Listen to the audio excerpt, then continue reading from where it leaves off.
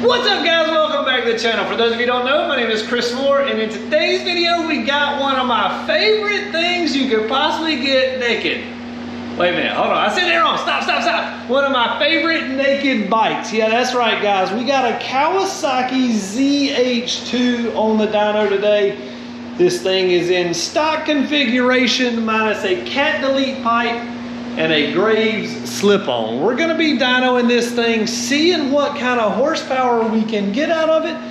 Then, after the dyno tube, we're gonna put the bike on the lift and do a bolt-on swing arm extension kit, which is gonna totally transform the look of this bike.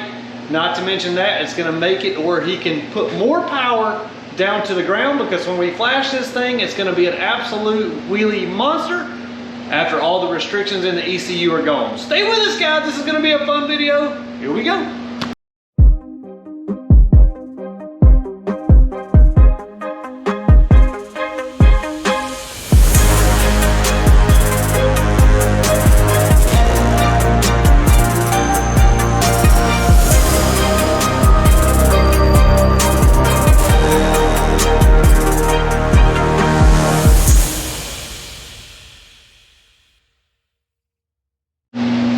So we just made the baseline pull on the ZH2. We didn't get to video the run, but we ended up with 175 horsepower and 86 foot-pounds of torque. Now I know you're thinking like, Chris, isn't that thing supercharged? Yeah, that's right, guys. Supercharged Kawasaki 1000cc engine only makes 175 horsepower. The reason for that is we got a lot of pesky restrictions in the ECU.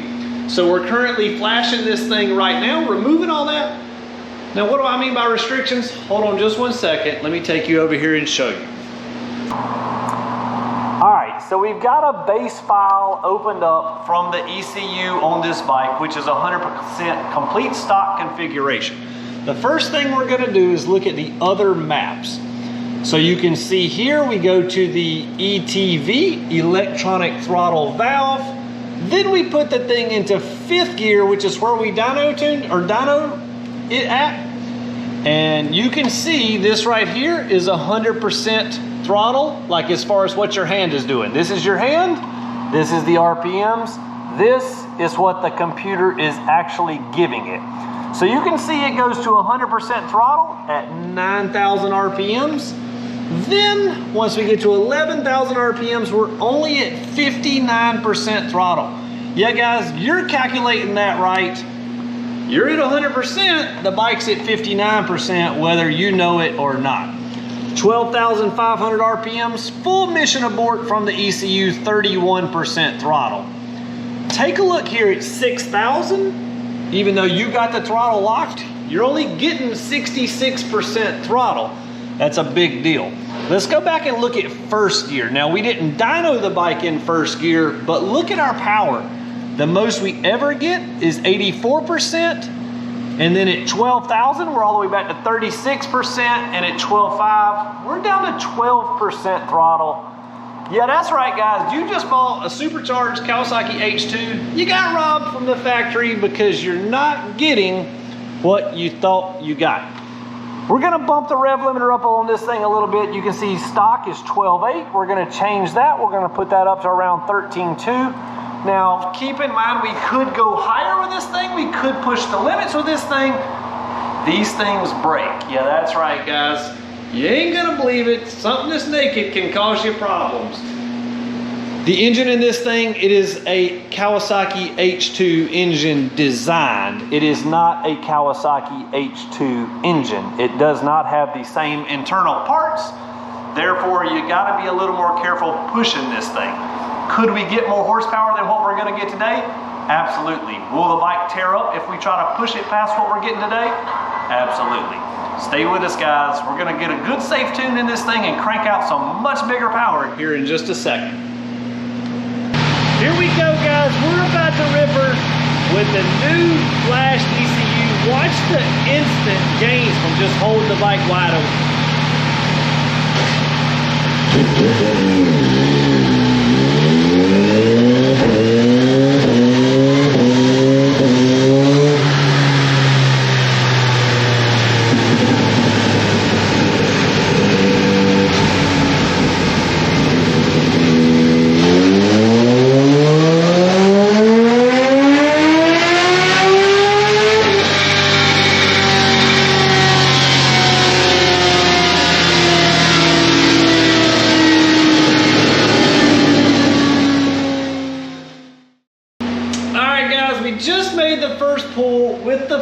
Flashed ECU, massive gains. I'm gonna simplify this a little bit. I'm gonna delete run number 5, which we just did. We're gonna talk about that in a second. But here's the gain after doing our ECU Flash and unrestricting all the power and putting in the fuel tune for the exhaust. So big power gains right off the bat. Then we came back and we installed a new Sprint P08 air filter. Boom, then we picked up some more power once again. You can see I'm actually gonna delete, let's look at run 4 because our air fuel ratio didn't work right on the dyno. So we made 220 horsepower on run 4. That's immediately after we did run 3. Little bit heat soaked. And then you can see we came right back, installed the air filter, and look at the gains we got from just putting in the Sprint air filter, not changing one other thing. 4 horsepower at 10,800 RPMs. You can also see that the Sprint air filter changed the tune a good bit. It leaned it out a little bit, meaning we got to increase our fuel flow. So once we increase that fuel flow, this thing is gonna make even more horsepower. We do have to be careful though, because these engines have cast internals. Remember, once again, we don't wanna just keep making more horsepower with this thing. So we're gonna dial it back just a little bit, make the thing super conservative, super safe. Still gonna make over 220 horsepower, but it's gonna do it with a lot of extra safety added in on the tune. Here we go, guys. The air fuel ratio is almost perfected. Take a listen to how this thing sounds from a different angle.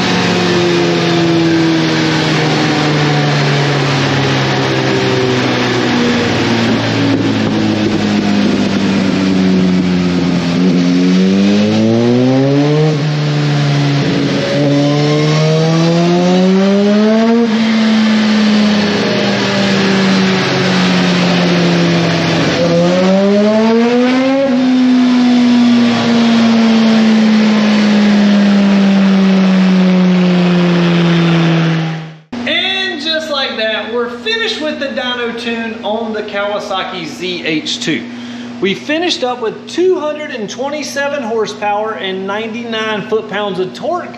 Look at the gains out here at 12,500 RPMs. We went from 133 to basically 220. Wow. Humongous gains on this thing. If you don't have the ECU Flash on your bike, what are you waiting on, guys? You gotta send your ECU to me so we can hook that thing up. That way, whenever you go 100% throttle, you know you're getting 100% throttle. And on top of that, we're gonna correct your air fuel ratios to make the bike actually ride and drive much better. Even when you're going slow, it's gonna ride around much smoother than it is before.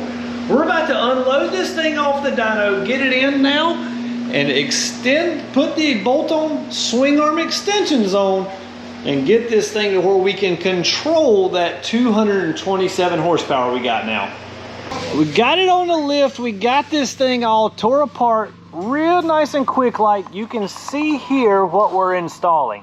So Brock's Performance makes a bolt-on swing arm extension kit. So the way this thing will mount up, it actually is going to mount inside the factory swing arm chain mount, and you could just add these on real nice and easy, and then you could take them back off real nice and easy. So this is always a cool option or idea for the guy that's not wanting a permanent stretch. In other words, if this guy wanted to, he could take all this stuff back off in about an hour and a half or 2 hours time, put his old factory chain back on, and boom, just like that, he's back to stock wheelbase.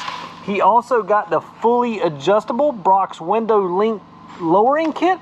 This is gonna give them the ability to have fully adjustable ride height, meaning that he can lower it 2 inches, or he can put it right back to stock height just by adjusting this stuff while it's still on the motorcycle. That stuff is super easy to adjust. We've also got an EK 3D chain, which is the lightest weight chain you can buy, also the strongest. And then we've got Vortex aluminum sprocket that is gonna look much, much nicer. Now, they come from the factory with a 45. He chose to go with a 43. That's gonna tone down the wheelie a little bit more and give him more top speed as well. If you guys are interested in any of this stuff, whether it be the Sprint air filter, the Brock's window link kit, the extensions, any of that stuff you can get on brocksperformance.com. Use my discount code MOREMAFIA5 and get 5% off. Also, Brock's Performance makes a full exhaust system that looks really nice for this bike that would get rid of this old catalytic converter. Finally, the ZH2 is buttoned up and ready to go. You can see this customer chose to keep the bike as short as possible, so it's only extended about 3 inches over stock. How do you like the looks of this thing?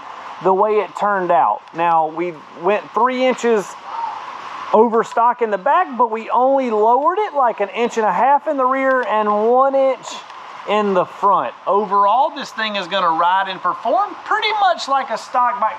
I said ride and perform. This thing is not gonna ride nothing like a stock bike. What I meant is this thing is gonna handle and corner similar to a stock bike and not have to worry about bottoming out over railroad tracks or pulling in and out of the garage or something like that. It's gonna be everyday street friendly. That's what I meant to say. But overall, this thing looks super, super good. We still got the stock kickstand with the mild lowering kit. We got the brand new gold EK chain, the Vortex sprockets. I think it turned out great. All right, guys, I hope you enjoyed today's video. If you did, be sure to smash that like button, click to subscribe, click the bell, so you get all the notifications the next time we upload a video.